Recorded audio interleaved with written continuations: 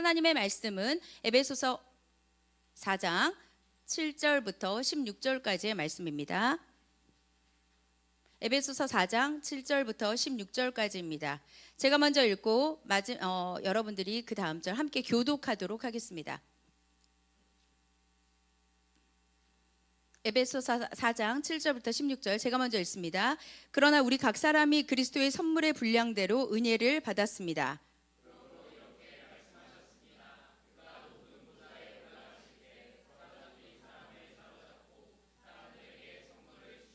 올라가셨다 하였으니 땅 아래로 내려오셨다는 뜻이 아니고 무엇이겠습니까?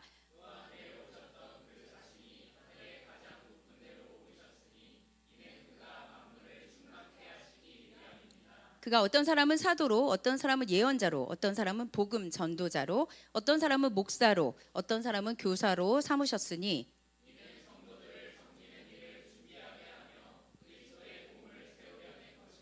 우리는 모두 하나님의 아들을 믿는 것과 아는 지식에 하나가 돼 온전한 사람을 이루어 그리스도께서 충만하신 정도에까지 도달해야 합니다.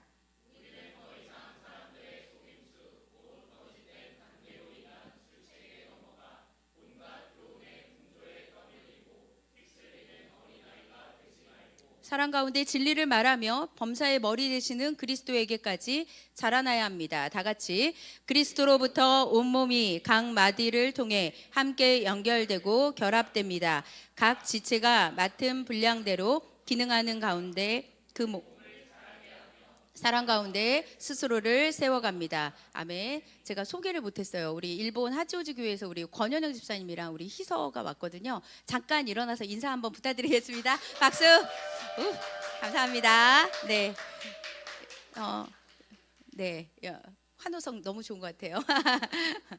네, 이 시간 함께 말씀을 보려고 합니다. 오늘 말씀의 제목은 그리스도의 몸은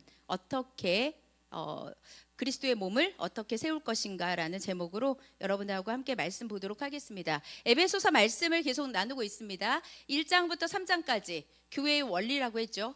교회의 머리 되시는 예수 그리스도, 그분께서 승천하셔서 이제 하늘로 올라가셔서 우리에게 성령을 주시고 그 다음에 우리에게 성령 받은 사람들이 모여서 교회가 되었다고 했잖아요. 그리고 교회가 되었던 사람들은 어떻게 살 것인가, 그래서 왜 교회를 하나님께서 세웠는가, 그 다음에 교회인 우리는 어떻게 이 땅에서 거룩한 삶을 살 것인가, 그 부분에 대해서 우리가 계속 나누고 있습니다. 그래서 3장까지 이제 원리를 알려드렸고, 지난주부터 이제 어떻게 그러면 살아야 될 것이냐, 여러분 교회로 사는 거잖아요.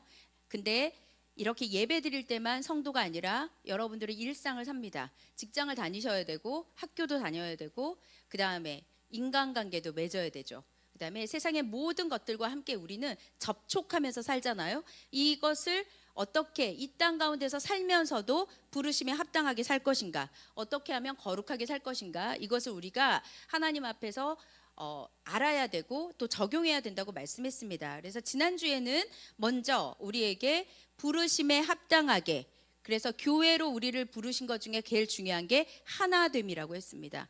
하나 되는 것이 가장 어렵기 때문에 하나님께서 우리에게 하나가 되도록 노력하라는 게 아니라 이미 하나가 되었다는 것을 믿고 그것을 지키라고 했죠, 여러분. 노력하면서 하나 돼야지, 내가 노력해서 하나 돼야지, 그렇게 된 게 아니라 여러분 몸이 막 하나 되려고 노력하나요? 아이가 태어나도 이미 몸은 지체는 완전히 완성해서 만들어서 나옵니다. 그러니까 손이 막 열심히 노력한다고 해서 몸이 더 지켜지는 게 아니라 이미 만들어진 내 몸을 지키는 것입니다. 건강하게, 하나되게, 온전함으로, 사랑함으로, 겸손함으로, 그 다음에 건강을 지켜내듯이 그렇게 지켜내는 것인데, 그것에 이제 그 지켜내는 방법 중에 온유함이 있고 겸손함이 있고 오래 참음이 있고 서로를 용납해야 되고 화평의 줄로 성령께서 하나로 우리를 묶어낸 것들을 기억하면서 지키라고 했습니다. 우리가 하나 된 이유는 딱 하나입니다. 우리가 성령도 하나고 주도 하나고 세례도 하나고 하나님 아버지도 한 분이라고 했습니다. 그러니까 고 요한의 하나님과 전소영의 하나님이 다른 게 아니라 우리는 동일한 하나님 아버지를 섬긴다는 것입니다.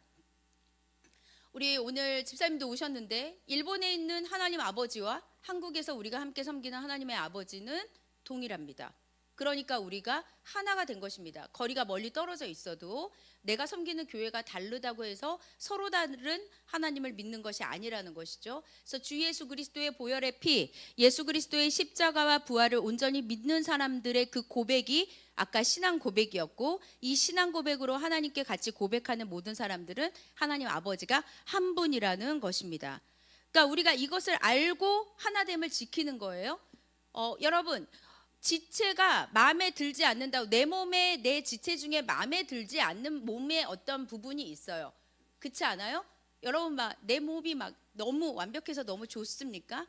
그렇지 않다는 거예요. 어떤 사람은 나는 좀 여기가 튼튼했으면 좋겠는데, 어떤 사람은 유독히 어떤 지체 부분이 약하게 태어나기도 하거든요.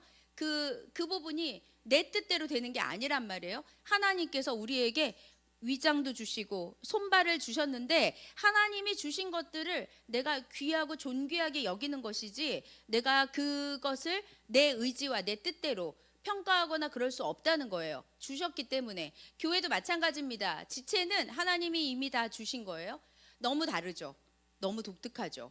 저는 점점점 독특하다는 게 무슨 말인지 더 알 것 같거든요. 이 시대가 지나가면 지나갈수록 여러분, 지금은 모든 사람들의 생각이 다 다릅니다. 그렇게 다를 수가 없어요. 가족 안에서도 너무 다르고요. 세대는 더 다르고, 남자를 키우는 우리 엄마들, 아들들은 왜 그럴까? 그냥 아들들은 그런 거예요. 뭐 왜 그럴까 이럴 필요도 없어요. 그냥 그런 거예요.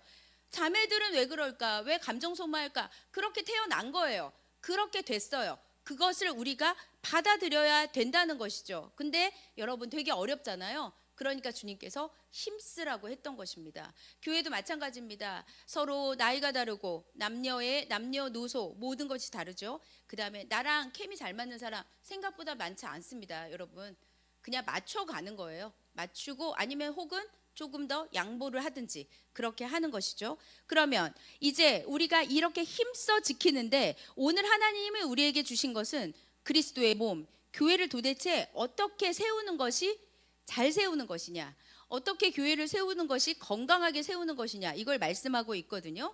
그래서 오늘 질문합니다. 도대체 주 예수 그리스도의 몸인 교회를 어떻게 섬길 것인가. 그래서 오늘 첫 번째 7절부터 12절까지의 말씀을 보면, 섬기는 일을 준비함으로 그리스도의 몸을 세우라고 말씀하고 있습니다. 자, 그러면 11절, 12절만 읽겠습니다. 제가 위에 부분을 읽지 않고 11절, 12절만 한번 읽어보도록 할게요. 시작. 그가 어떤 사람은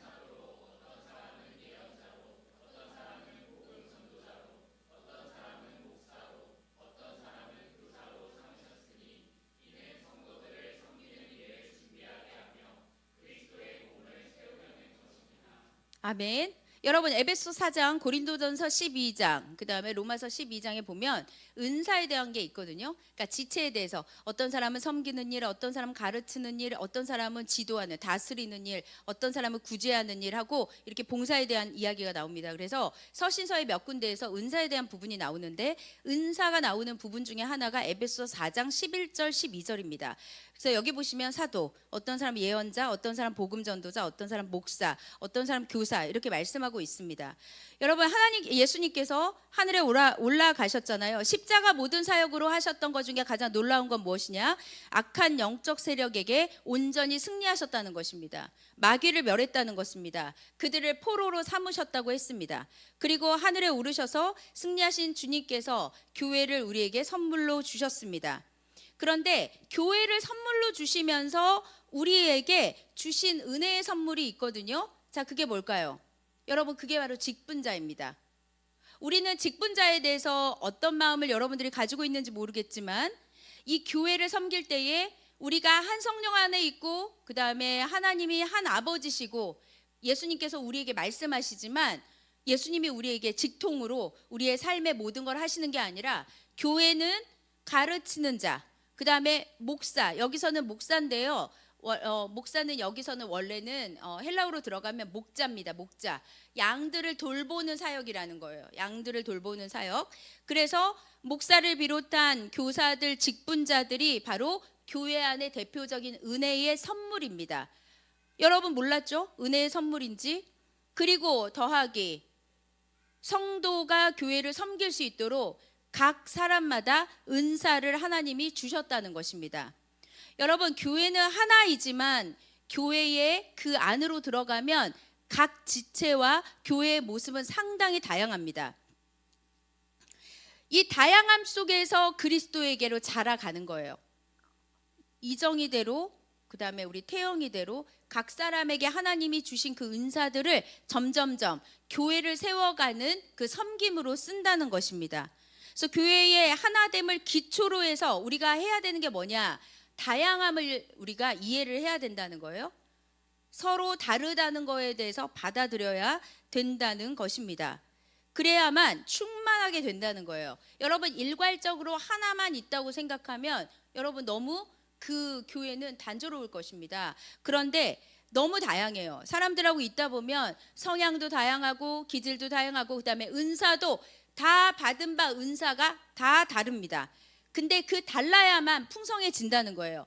어떤 사람은 선교에 막 마음이 꽂혀 있는 사람이 있습니다. 근데 어떤 사람은 구제에 마음이 훨씬 더 많이 가 있는 사람이 있거든요. 자, 어떤 사람은 교제하는 거 너무너무 좋아합니다. 교제해야 돼요. 어떤 사람은 5월 달에 놀러 안 가면 큰일 납니다. 가야 돼. 그 사람이 원하면 해야 됩니다. 교회는.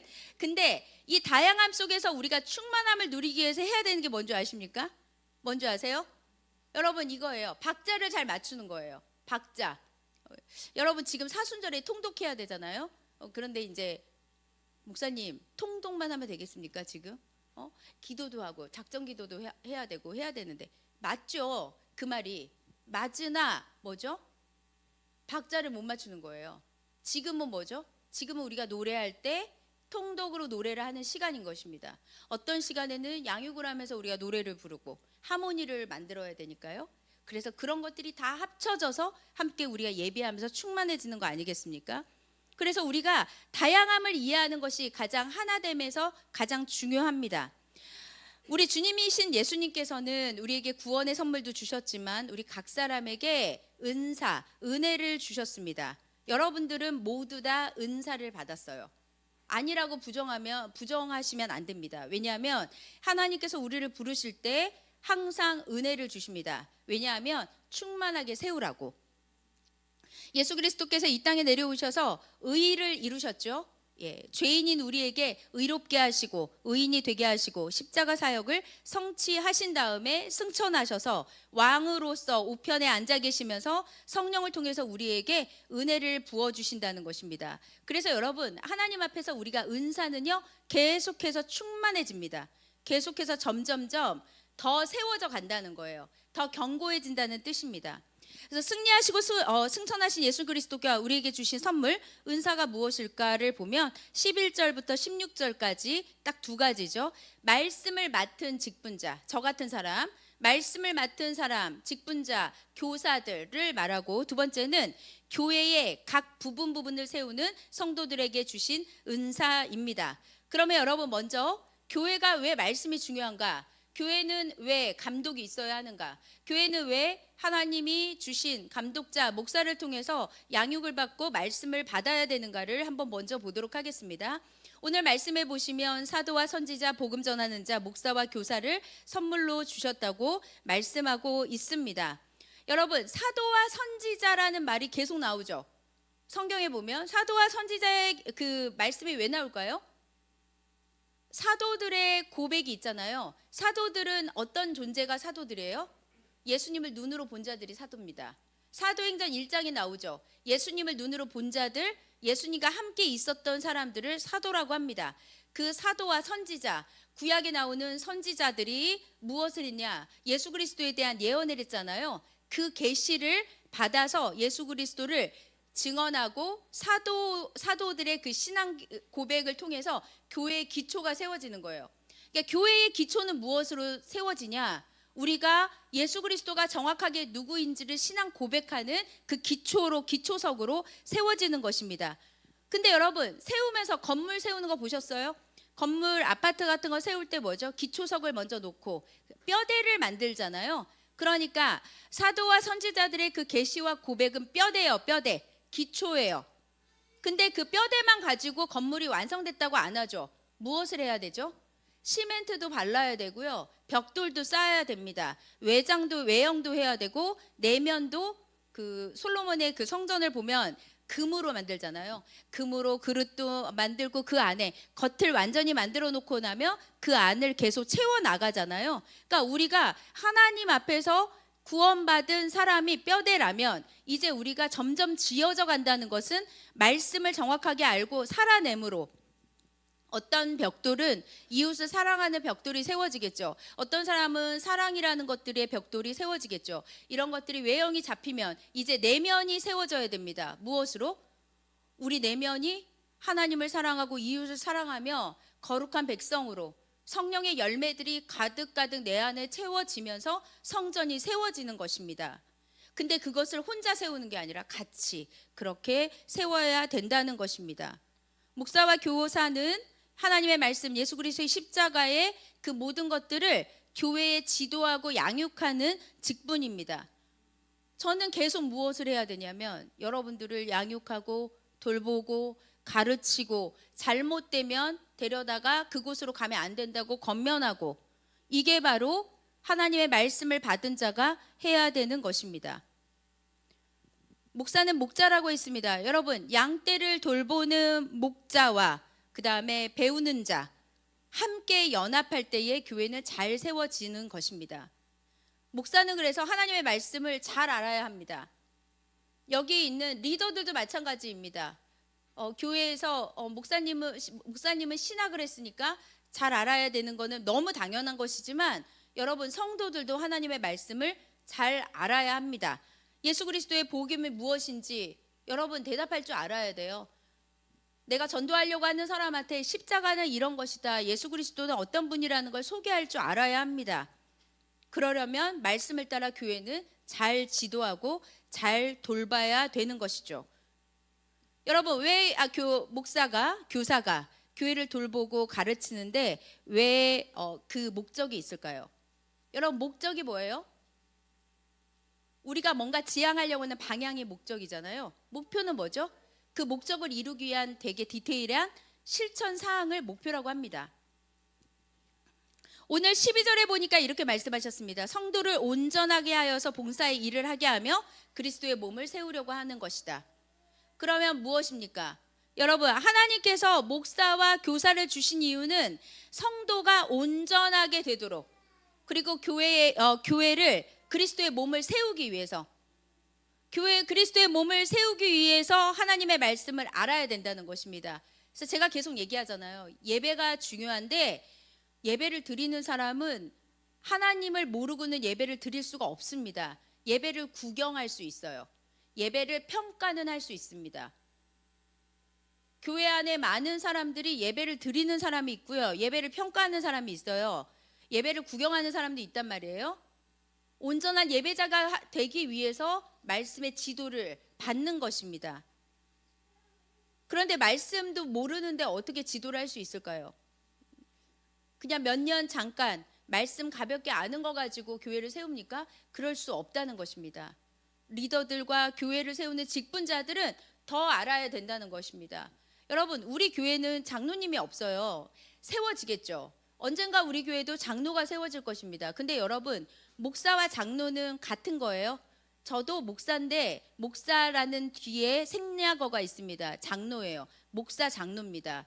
그러면 저는 무엇을 하냐? 목자로서 교회를 세우는 목자의 장로가 되는 것이고요. 일반 장로님들은 어떤 걸 하시는 분들인지 아세요, 여러분? 성도들이 이단에 빠지지 않는지 확인하면서 돌보는 사역을 같이 하는 것입니다. 그래서 장로교회에서는 목사와 장로의 역할이 굉장히 중요하고 장로님들도 그래서 고시를 봐요.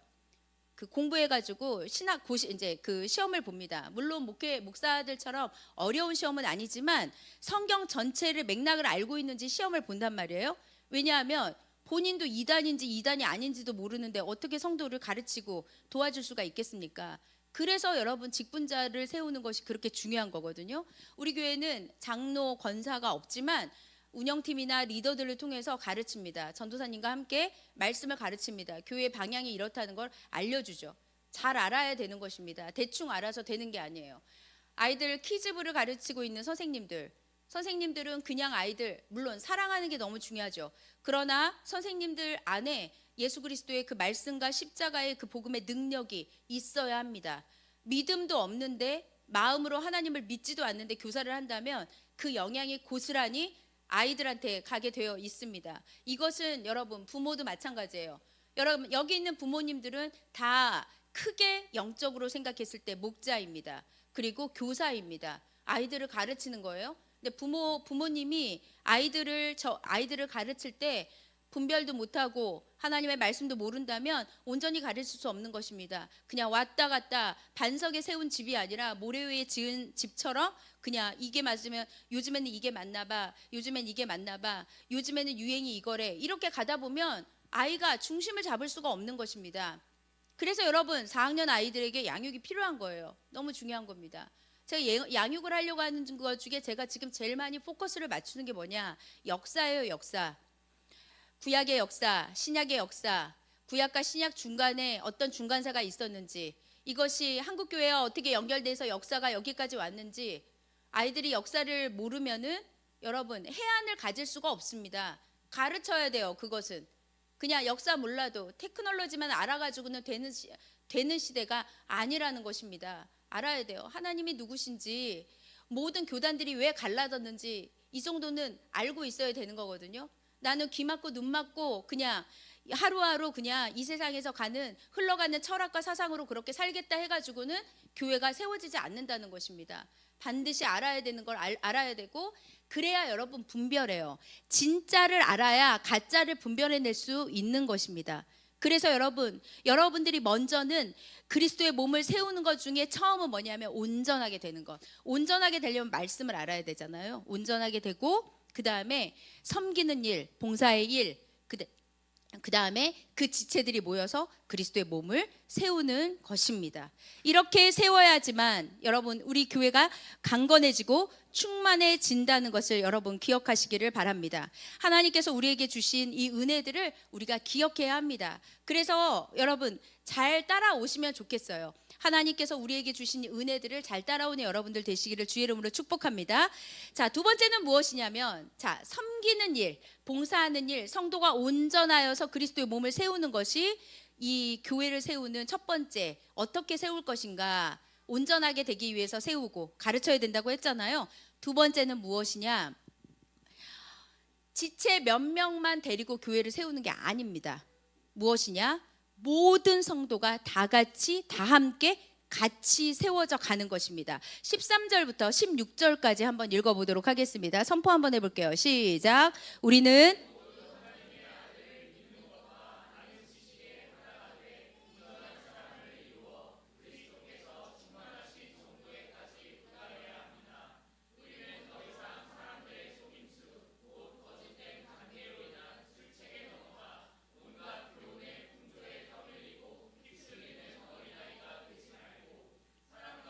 진리를 말하며 머리에 되시는 그리스도에게까지 자라나야 합니다. 그리스도로부터 온몸이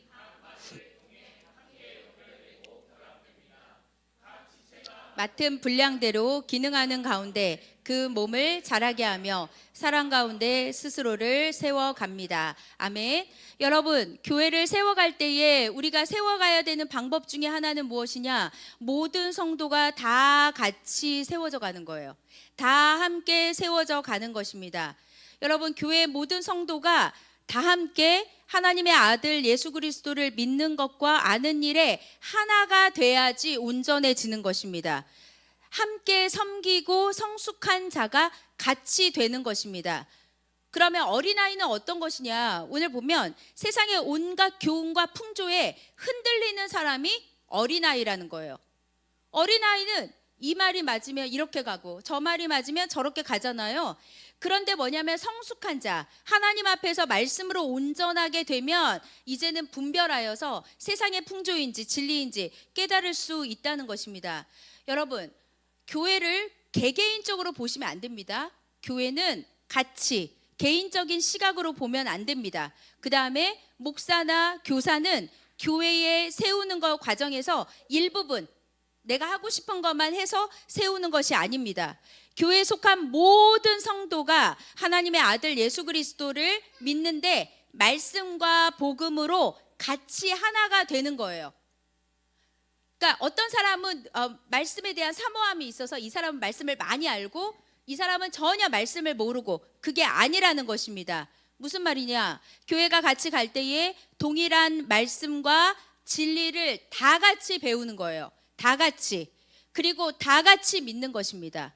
다 같이 배우고 다 같이 믿을 때에 하나님께서 우리를 온전하게 하고 충만하게 하신다는 것입니다. 여러분, 한 몸을 입은 성도들 중에 일부만 온전하다고 생각해 보십시오. 한 몸에 지체가 있는데 일부분만 제대로 기능해요. 손은 열심히 기능하는데 발은 전혀 움직이지 않아요. 그리고 다른 지체들은 자기 마음대로 움직여서 예수 그리스도의 머리의 통제를 또 받지 않는다면 여러분 어떻게 되겠습니까? 예수 그리스도의 그 머리로 순종하는 것들이 안 되고 내 마음대로 해요. 지체가 막 내 멋대로 합니다. 그러면 교회는 세워질 수 없습니다. 교회는 온전해질 수 없습니다. 진리로 하나가 되고 온전하게 같이 하나가 되어야 됩니다. 여러분, 그래서 우리가 하나님 앞에서 같은 고백을 통해서 그 말씀을 함께 배우는 것입니다. 그래서 교회가 이 하나가 되는 과정이 쉽지 않겠죠? 여러분 보세요. 믿음이 예를 들어 평균을 가졌을 때 평균보다 더 높은 사람이 있어요. 평균보다 훨씬 모르는 사람도 있습니다. 교회는 믿음이 좋은 사람도 있어요. 그냥 하나님 보시기에, 때로는 사람이 보시기에 저 사람은 믿음과 성령이 충만한 사람이라고 평가받는 사람도 있지만, 어떤 사람은 아직 부활이 안 믿어지는 사람도 있는걸요. 동정녀 마리아가 도저히 납득이 안 되는 사람도 있는데요. 그러면 여러분, 그 사람 놔둬야 됩니까? 그 사람은 지체 중에서 그냥 어차피 안 믿을 거 버리고 가야 되는 것입니까? 그러면 안 된다는 거예요. 교회의 몸으로 세워질 수 없는 것입니다. 그래서 우리가 계속해서 이 사람이 믿음이 없다면 믿음을 세워가는 과정, 이 사람이 예배를 모른다면 예배를 가르쳐야 되고, 이 사람이 기도를 모르면 기도를 가르쳐야 되고, 교회는 그러니까 사실은 직분자가 엄청나게 많이 있어야 되는 거예요. 직분자가 같이 만들어져서 그 직분자에게 목사가 하는 일부분을 넘겨주고 일할 수 있도록, 같이 섬길 수 있도록 도와줘야 되는 것입니다. 그래야 세워지는 것입니다. 일부분만 준비해서는 교회는 온전하게 되지 않습니다. 여러분, 건물을 짓는데 뼈대를 세우고 벽돌만 계속 고층으로 세운다고 생각해봐요. 기형아입니다. 기형아. 집은 기형아. 우리 우리 이래야 이래 왜 이렇게 화났어?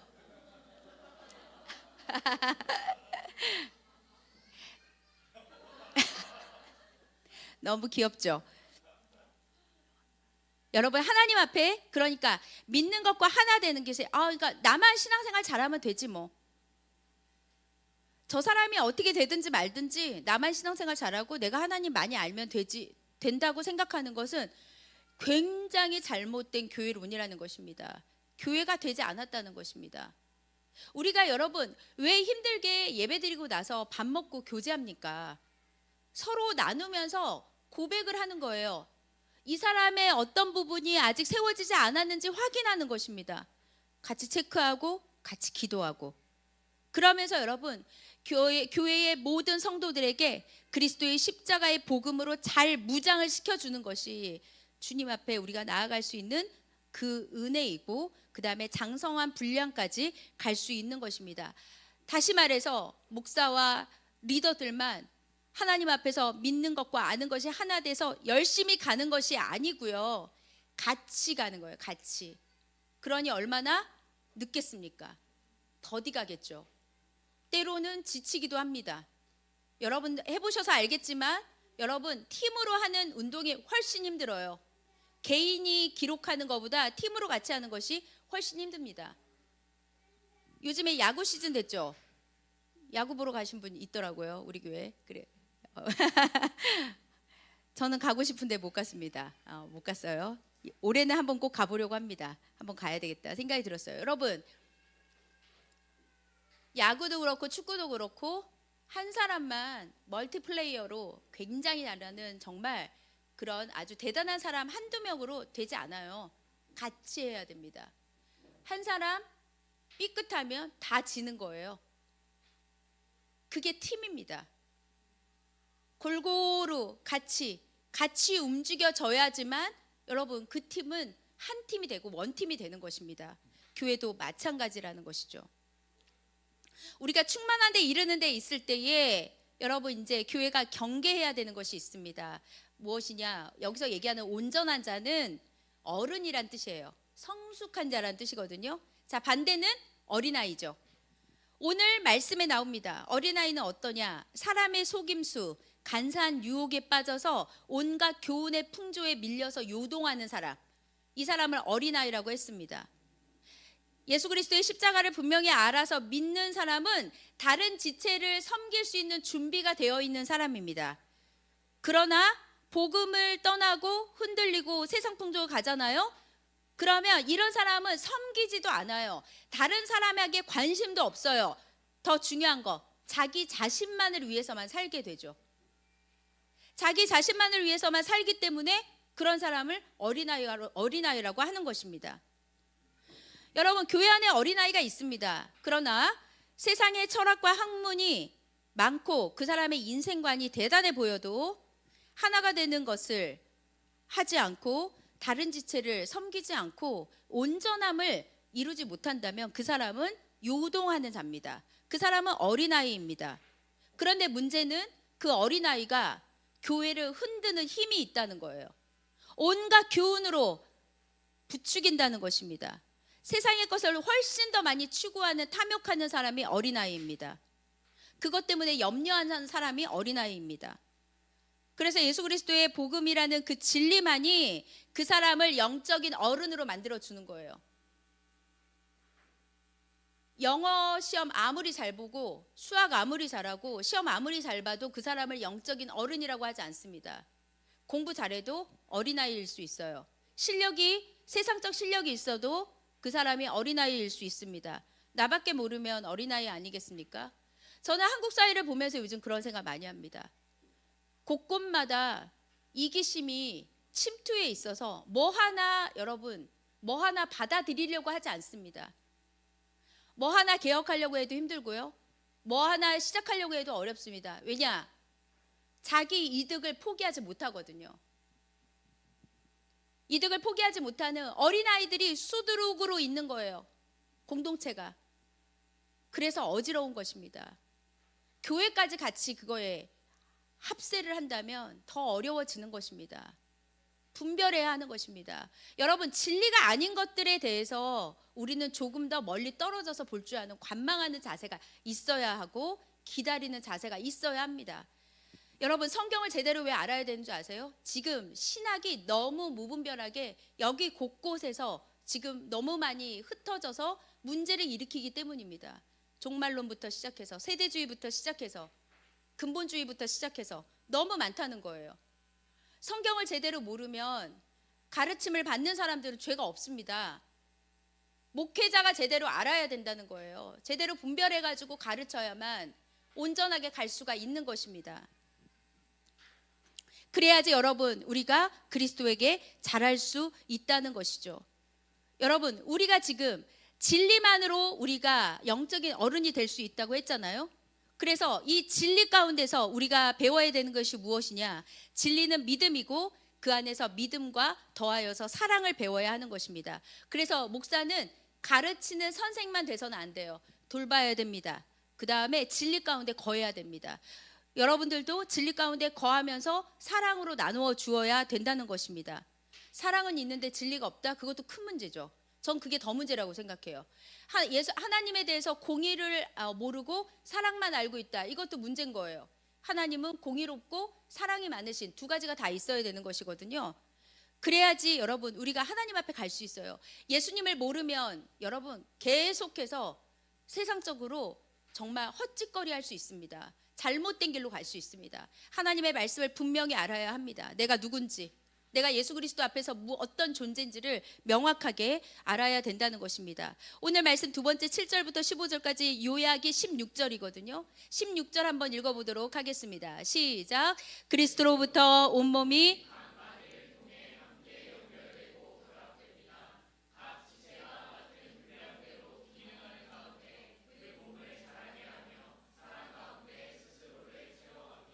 아멘. 여러분 16절은 오늘 말씀 전체 요약이에요. 머리이신 그리스도와 온몸인 교회는 연결돼 있다. 우린 다 예수님한테 붙어 있어요. 만물은 우리 아래 있습니다. 만물에 끌려다니지 마십시오. 통제할 줄 알아야 돼요. 여러분 책을 볼 때도 책을 보면서 다 수용하는 게 아니에요. 진리는 우리가 완전히 수용해야 되는 건 하나님의 말씀뿐이고요. 나머지 책들을 읽을 때도 무엇을 할 줄 알아야 되냐? 비난이 아니라 비판할 줄 알아야 됩니다. 하나님의 말씀하고 견주어 봐서 이거는 받아들이고 이거는 아니라고 버릴 줄 알아야 되는 거예요. 그러려면 여러분 기준이 뭐죠? 말씀이라는 거예요. 말씀을 모르는데 어떻게 분별합니까? 말씀을 모르는데 어떻게 우리가 그 세상에 있는 것들, 여러분 세상에서 옳은 말 많이 합니다. 근데 자꾸 듣다 보면 그게 맞다고 생각한다는 거예요. 그래서 우리가 지혜를 가지고 있어야 되는 것이죠. 사랑하는 여러분, 오늘 말씀을 좀 정리하려고 합니다. 머리이신 그리스도와 온몸인 교회가 연결되어 있다는 것, 내가 예수 그리스도와 연결되어 있다는 것을 믿으시기 바랍니다. 연결과 결합은 각 마디를 통해서 이루어집니다. 그죠? 뼈와 뼈들이 연결돼서 에스겔의 그 마른 뼈의 그 놀라운 역사를 보면 뼈와 뼈가 붙어서 무엇이 되죠? 살이 붙고 근육이 붙어서 군대가 되었다고 했잖아요. 우리도 마찬가지입니다. 머리와 연결된 온 몸은 각 지체가 맡은 그 생명의 그 유기적인 호흡을 통해서 분량대로 활동하고 자라가고 사랑하면서 몸이 세워지는 것입니다. 근데 그 몸이 세워지는 것의 핵심이 뭐라고요? 진리라고요. 진리로 믿고 그 다음에 함께 우리 몸을 만들어가는 그 진리 더하기 사랑이라는 것입니다.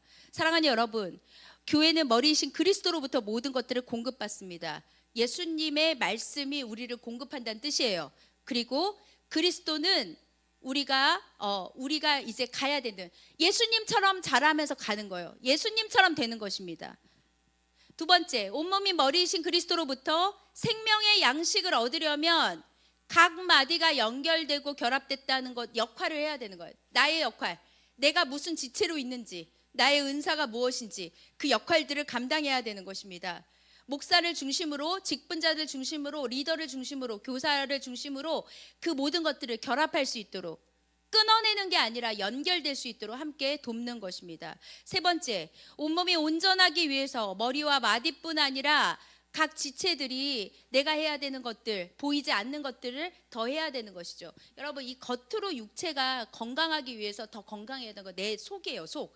내 안이 훨씬 더 건강해져야 되거든요. 이것들이 우리가 계속, 그래서 내 안에, 여러분 상처가 있는 사람들은 상처가 해결될 수 있도록 하나님 앞에서 그걸 놓고 기도하셔야 합니다. 내가 말씀으로 깊어지지 못하도록 나를 방해하는 모든 것들이 있다면 내 내면이 하나님의 진리로 가득 찰 수 있도록 준비해야 되는 것입니다. 나도 나를 어떻게 못하는데 누구를 컨트롤할 수 있겠어요? 누구에게 내가 사랑을 전할 수가 있겠습니까? 그것을 하나님 앞에서 내가 온전한 몸이 되었다는 것을 기억하고 내 안에 있는 것들을 잘 점검하고 거룩한 성전이 되고, 그리고 역할을 하고 그 역할들을 유기적으로, 그 역할은 무엇이죠? 바로 섬기는 거예요. 봉사하는 것입니다. 내 옆에 있는 사람이든 내가 어떤 사역을 하든 하나님 앞에서 그것을 봉사를 해야 된다는 것이죠. 다시 말해서 모든 성도는 하나님이 주신 은사와 은혜의 그 자리에서 충성스럽게 섬기는 것입니다. 충성스럽게. 따로 노는 건 안 되는 거예요. 근데 우리 교회 성도들 중에 이제 목사님 한 몸 되는 거 정말 어려운 것 같아요. 그러니까 성향상 혼자 있는 걸 더 좋아하시는 분들이 있거든요. 근데 여러분, 그것을 혼자 있는 것 자체로 믿음이 완성됐다고 생각하지 말고, 내가 하나님 앞에서 다시 하나가 되는 애씀과 수고가 필요하다는 것을 꼭 인식을 하셔야 됩니다. 쉽지 않은데 하셔야 합니다. 어렵지만 하셔야 합니다. 그래서 양육 받는 거예요. 근데 양육 받으면 바뀌어요. 양육 받고 말씀이 들어가면 나만 보이다가 이제 남이 보여요. 그런 시기가 옵니다. 그러면서 서서히 그 사람들을, 그래서 성숙한 자는 조금 더 섬기면서 기다리시고, 아직 미성숙한 어린아이와 같은 자들은 하나님의 말씀을 더 듣고 배우는 것에 힘쓰시는 여러분들이 되시기를 주의 이름으로 축복합니다. 사랑하는 여러분, 오늘 우리를 교회의 지체로 부르신 우리 주님을 찬양합시다. 그리스도의 몸은 섬기기 위해서, 섬겨야지만 세워질 수 있습니다. 서로 협력해야 세워질 수 있습니다. 다 같이 해야만 세워질 수 있습니다. 한 명만 열심히 뛰고 땀 뻘뻘 흘려서 세워지는 게 아니에요. 같이 세워야 되는 것입니다. 또 하나, 무엇을 해야지 섬길 수가 있을까요? 진리를 가지고 사랑으로 서로 결합하고 연합해야만 세워질 수가 있습니다. 우리가 이것이 세워질 때에 우리 하나비전교회가 하나님 앞에 영광 돌리며 은혜를 가지고 하나님께 나아갈 수 있을 거라고 믿습니다. 여러분, 오늘 우리 함께 찬양하겠습니다. 함께 지어져가네. 자리에서 일어나서 우리 이 찬양 부르고 오늘 말씀 놓고 기도하고, 오늘 우리 그 여러 가지 기도 제목들을 몇 가지 좀 나누면서 함께 기도하도록 그렇게 하겠습니다. 함께 지어져가네 찬양합시다.